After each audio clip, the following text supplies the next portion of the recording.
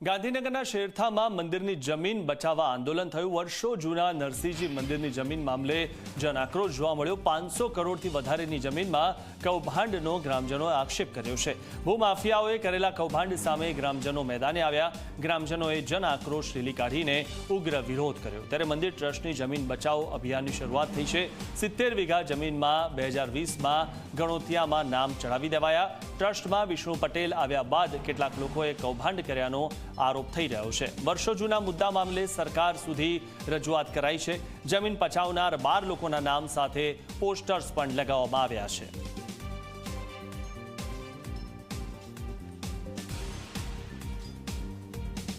ગાંધીનગરના શેરથા ગામે એક મંદિરની જમીનનો વિવાદ જે છે તે વકર્યો છે। વર્ષો જૂની આ જમીન કેટલાક લોકોએ પચાવી પાડ્યા હોવાના ગ્રામજનો લોકોના આક્ષેપ છે અને તેની રજૂઆતો પણ તંત્રમાં સરકારમાં થઈ છે।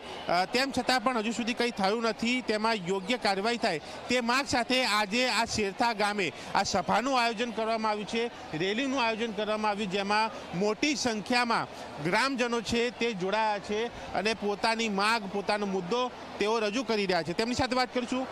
શું કહેશો, આજે જમીનની વાત છે, કઈ જગ્યાએ આ જમીન, કેટલી કિંમત અને કોણ છે એ વ્યક્તિઓ? જમીનની વિસ્તૃત માહિતી અમે અહીંયા તમને આપીશું। અમારી જમીન અહીંયા નરસિંહજી મંદિર ટ્રસ્ટની નવા સર્વે નંબર 638-707ની કુલ 62 વીઘા જેવી અમારી જગ્યા છે। આ જગ્યામાં ગણોતના નિયમોને લઈને ખોટા જે દસ્તાવેજ થયા છે એમાં તે સમયના તત્કાલીન મામલતદાર શ્રી સુનિલભાઈ આર રાવલ દ્વારા આ હુકમો કરવામાં આવેલા।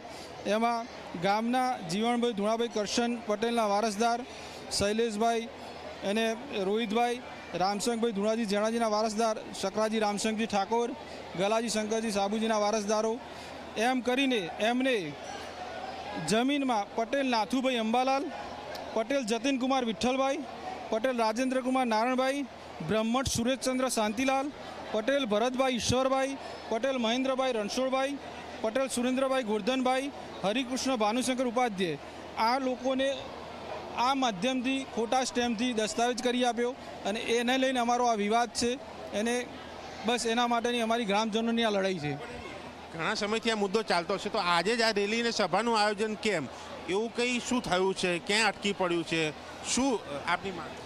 અમે એક સ્ટ્રોંગ મેસેજ આપવા માગીએ છીએ સરકારથી લઈને અધિકારીઓ સુધીમાં કે ભાઈ આ વિવાદ અમારો ઘણા સમયથી ચાલી રહ્યો છે, તો બસ એને લઈને સરકારી અધિકારીઓ અને સરકારના માણસો હસ્તક્ષેપ કરીને આમાં અમારા ગામને ન્યાય અપાવે, બસ એ માટેની આ રેલીનું આયોજન છે।